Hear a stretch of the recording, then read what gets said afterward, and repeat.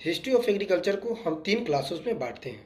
पहला evaluation of man, दूसरा ancient agriculture और तीसरा मॉडर्न एग्रीकल्चर। आज का जो हमारा वीडियो रहेगा ये रहेगा इवेल्युएशन ऑफ मैन पे, यानी कि मनुष्य जाति का विकास कैसे होता है। तो 15 लाख साल पहले की बात है। मनुष्य जाति का विकास बंदरों से यानी कि मंकी से होता है, जिसे हम कहते हैं होमो इरेक्टस। होमो का मतलब होता है कंटिन्यूअसली, इरेक्टस का मतलब होता है इरेक्ट होना। फिर उस होमो इरेक्टस में बहुत सारी समझदारियाँ आती है, ट्रांसफॉर्म होती है, और उस मैन को हम कहते हैं कॉमन मैन या क्रो मैगमैन। क्रो मैगमैन जो मैन होता है उसे हम कॉमन मैन के नाम से भी जानते हैं, और उसमें भी ट्रांसफॉर्म में आती है, बहुत सारी चेंजेज आती है, जिसे हम कहते हैं मॉडर्न मैन, जो आप और हम हैं।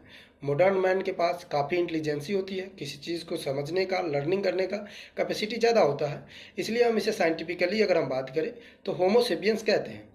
होमो सेपियंस का मतलब होता है, होमो का मतलब होता है कंटिन्यूअसली, सेपियंस का मतलब होता है लर्निंग, यानी कि जो मनुष्य होता है वो कंटिन्यूअसली सीखता है। इसीलिए बोला भी जाता है कि मनुष्य जाति हमेशा सीखते हुए आगे चलता है।